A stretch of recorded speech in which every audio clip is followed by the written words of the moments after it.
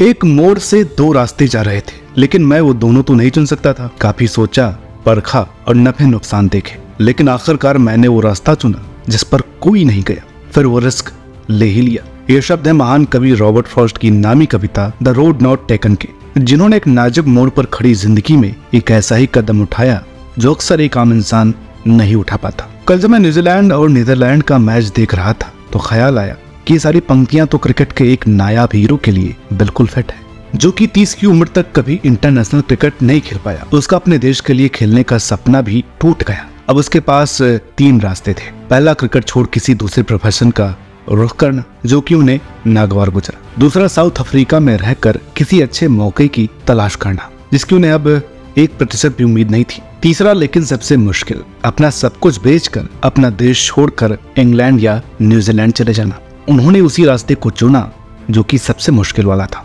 उसी रास्ते पर चल पड़े और आगे चलकर उन्हें कामयाबी भी मिली। हालांकि उन्हें इंटरनेशनल क्रिकेट भले ही कम खेलने को मिला, लेकिन उन्होंने बड़ी ही कंसिस्टेंसी से पूरी जान लगा दी। और उसने जब खेला तो उसके जैसा कोई दूसरा खिलाड़ी नजर ही नहीं आया। ये खिलाड़ी थे डेविन फिलिप कॉनवे, जिन्होंने अपने करियर के लिए सब कुछ दांव पर लगा दिया। कभी घर बेच अपना देश छोड़ दिया तो कभी पेट पालने के लिए कोच भी बना। सफल होने के लिए उन्होंने खुद को भी झोंक दिया। ये कहानी है क्रिकेट के रॉबर्ट फ्रॉस्ट की। ये सफर है साउथ अफ्रीका के एक टैलेंटेड खिलाड़ी का न्यूजीलैंड के लिए खेलने तक का। तो आज की वीडियो में हम जानेंगे न्यूजीलैंड के मिस्टर डिपेंडेबल के जीवन की कहानी और बेहद ही उतार चढ़ाव भरी जर्नी को। डेवॉन फिलिप कॉनवे का जन्म 8 जुलाई 1991 को साउथ अफ्रीका के जोहान्सबर्ग में हुआ। उनके पिता जोहान्सबर्ग के एक लोकल क्लब में फुटबॉल कोच थे। और आपको ये जानकर हैरानी होगी कि कॉनवे का पहला प्यार फुटबॉल ही था, क्रिकेट नहीं। वो बचपन में अपने दोस्त एल्टन जॉन थजीस के साथ फुटबॉल में प्रशिक्षण लिया करते थे। ये वही एल्टन है जो कि आगे चलकर स्प्रिंगबॉक्स के लिए फुटबॉल भी खेले। फुटबॉल के फील्ड में सब कुछ बढ़िया चल रहा था,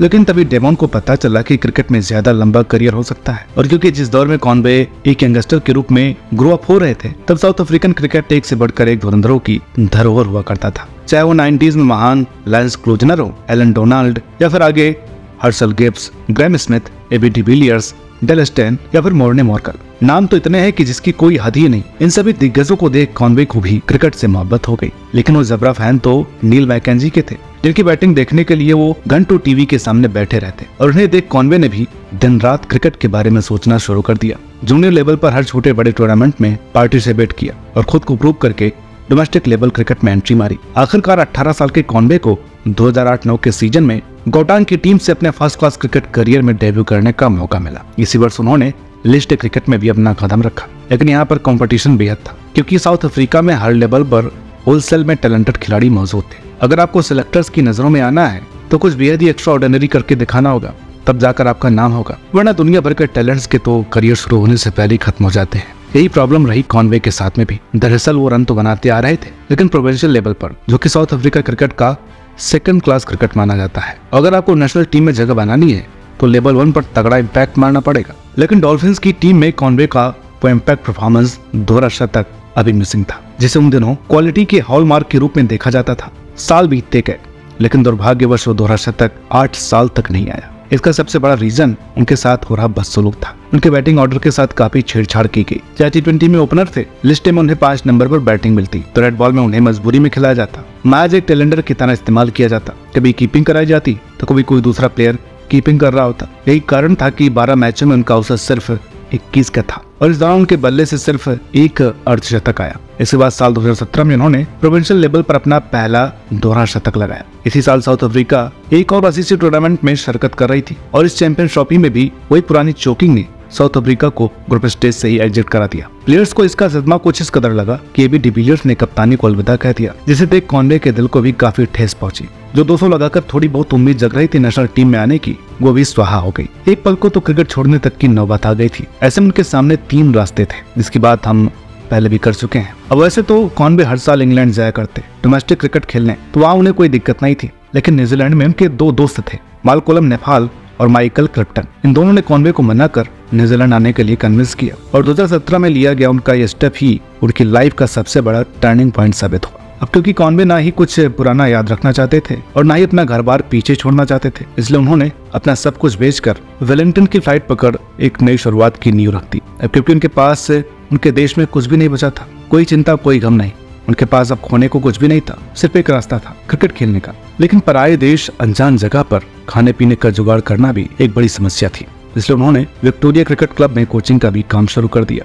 अब इंतजार था एक नए सिरे से फर्स्ट क्लास क्रिकेट में शुरुआत करने का। उन्हें दरकार थी वेलिंगटन की टीम में खेलने की। तभी टॉम ब्लंडल को न्यूजीलैंड टीम में शामिल किया गया, जिसके बाद वेलिंगटन को भी जरूरत थी एक ओपनर की, तो कॉनवे को यहाँ मौका मिला और उन्होंने मौके को पूरा भुनाते हुए दूसरे मैच में 200 बना दिया और 659 रनों के साथ टीम के टॉप स्कोरर भी रहे। साथ ही T20 में भी 343 रनों के साथ टॉप किया। लेकिन अगले सीजन 2019-20 में इन्होंने लिस्ट ए, फर्स्ट क्लास और T20 तीनों ही फॉर्मेट में छप्पड़ फाड़ कर सर्वाधिक रन बनाते हुए सेलेक्टर्स को मजबूर कर दिया उन्हें न्यूजीलैंड टीम में खिलाने के लिए। 2020 मार्च में ये निष्कर्ष निकला कि अगस्त से न्यूजीलैंड को रिप्रेजेंट करेंगे और नवंबर में उन्हें T20 में आखिरकार उनकी सारी तपस्या का फल मिलने वाला था, जब वेस्ट इंडीज के खिलाफ उन्हें डेब्यू करने का मौका मिला। अपने पहले मैच में तेज तर्रार 41 रन बनाकर उन्होंने एक अच्छी शुरुआत की और दूसरे मैच में 37 गेंदों में ताबड़तोड़ 65 रन अपनी पहली इंटरनेशनल 50 भी लगाई। अगले साल उन्होंने बांग्लादेश के खिलाफ ओडीआई में डेब्यू किया, जब अपने दूसरे मैच में उन्होंने डेब्यू 50 तो लगाया ही, साथ ही तीसरे मैच में 126 रन दिए। अपनी पहली सीरीज में वे मैन ऑफ द सीरीज बने। उनका करियर काफी तेजी से बुलंदियों पर जाने लगा। 2 महीने बाद इंग्लैंड के खिलाफ लॉर्ड्स में उन्होंने अपना टेस्ट डेब्यू किया और अपने डेब्यू इनिंग्स में ही 200 रन जड़ थी। ये कारनामा करने वाले वे दूसरे कीवी और विश्व के 7वें खिलाड़ी बने और 29 वर्ष 329 दिन की आयु में ये कारनामा करने वाले वे सबसे उम्रदराज खिलाड़ी भी बने और गांगुली के बाद दूसरे ओवरसीज शतक भी। अपने पहले इनिंग्स में दोहरा शतक लगाकर लॉर्ड्स ऑनर बोर्ड पर आना कोई आम बात नहीं है। सचिन पोंटिंग जैसे दिग्गजों के करियर में भी ये मौका नहीं आया, लेकिन उन्होंने ये बड़ी सहजता से करके दिखाया।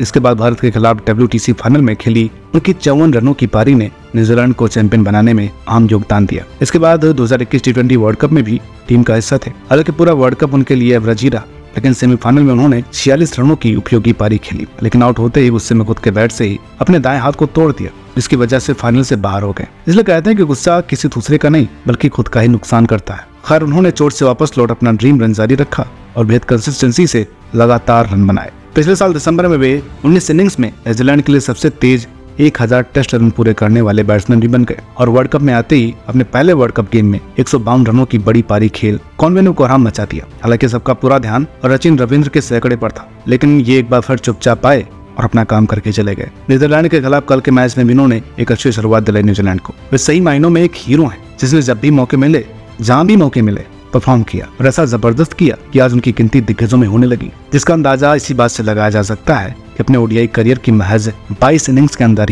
इन्होंने भारत, पाकिस्तान, इंग्लैंड और न्यूजीलैंड इन चारों देशों में तो शतक लगाया ही, साथ ही वर्ल्ड कप में भी अभी तक कमाल करके दिखाया है। ये अगर क्रीज पर है तो मतलब कोई प्रेशर नहीं, क्योंकि ये गेम को हमेशा कंट्रोल में रखते हैं, साथ ही साथ लंबी पारियां खेलते हैं, जो कि काबिल तारीफ है। अभी तक कॉनवे ने अपने करियर में कुल 16 टेस्ट, 23 ओडीआई और 41 T20 खेले हैं, जिसमें 35,000 प्लस रन बटोरे हैं और तीनों फॉर्मेट में उनका औसत लाजवाब है। ओडीआई में 54, T20 में 42 और टेस्ट में 52 का। IPL में चेन्नई की टीम से भी खेलते हैं और इस बार विजेता रही उस टीम का हिस्सा रहे हैं। फर्स्ट क्लास क्रिकेट में उनके आंकड़े टॉप के हैं। वे इस बात का परफेक्ट एग्जाम्पल है कि higher the risk, higher the return. तो ये थी कहानी न्यूजीलैंड क्रिकेट के मिस्टर डिफेंडेबल डेवन कॉनवे की।